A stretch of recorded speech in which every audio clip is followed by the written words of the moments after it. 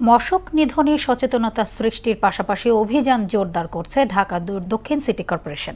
খিলগাঁওয়ের এক র্যালি শেষে বাসযোগ্য নগর উপহার দেওয়ার প্রত্যয় জানান ডিএসসিসির প্রশাসক শাহজাহান মিয়া। যদিও নগরবাসী বলছেন, কেবল অভিযান নয়, ডেঙ্গু নিয়ন্ত্রণ সহ পরিচ্ছন্ন নগরী গড়তে বাস্তবসম্মত পদক্ষেপ নিতে হবে।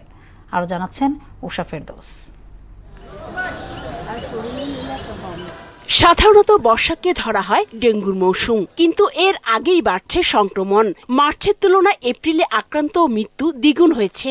স্বাস্থ্য অধিদপ্তরের তথ্য অনুযায়ী মার্চে ডেঙ্গু নিয়ে হাসপাতালে ভর্তি হন ৩৩৬ জন। এপ্রিল পর্যন্ত এ সংখ্যা বেড়ে দাঁড়ায় ৭০১-এ।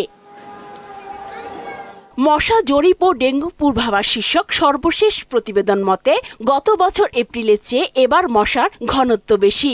এপ্রিলে ছিল 10.26%, আর 2024 সালের একই সময়ে মশার ঘনত্ব ছিল 9.25%।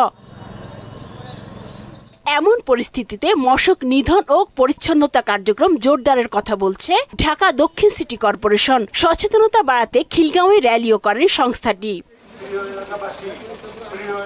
বেশ কয়েক বছর ধরেই ডেঙ্গু মৌসুম মানেই আতঙ্ক। মোকাবিলায় সিটি কর্পোরেশন সহ সংশ্লিষ্ট সংস্থার ভূমিকা বরাবরই প্রশ্নবিদ্ধ। এবারে অন্তত ভিন্ন কিছুর প্রত্যাশা করছেন নগরবাসী। মৌসুম শুরুর আগেই জলাশয় পরিষ্কার এবং মশার উৎপত্তিস্থল চিহ্নিত করে ব্যবস্থা নেওয়ার দাবি তাদের। সরকারের প্রতি, সবার প্রতি অনুরোধ, ঝিল জানি পরিষ্কার রাখা হয়। যেভাবে হোক পরিষ্কার পরিচ্ছন্নতা রাখলে মশার থেকে অনেকটা বাঁচা যাবে। সর্বসময়ের জন্য যেন পরিষ্কার পরিচ্ছন্ন থাকে, যাতে এই মশার যে প্রজনন যেন এখানে আর ঘটতে না পারে। এই ব্যাপারে প্রতিটি মানুষ যাতে সোচ্চার হয়ে এবং সকলের সহযোগিতায় যাতে এই মশার নিধনের জন্য চেষ্টা করে যায়। মশক ব্যবস্থাপনায় দিনের বেলা আপনার অ্যালার্জিসাইডিং যারা আছে, যে মশক স্প্রে করা হয়, এটা আমাদের শাহজাহানপুর ঝিলে প্রতিনিয়ত কার্যক্রম করা হয় হুইলব্যারো মেশিনের মাধ্যমে। ডেঙ্গু প্রতিরোধে সর্বস্তরের মানুষের সম্পৃক্ততা জরুরি বলেই মনে করছেন নগরবাসী।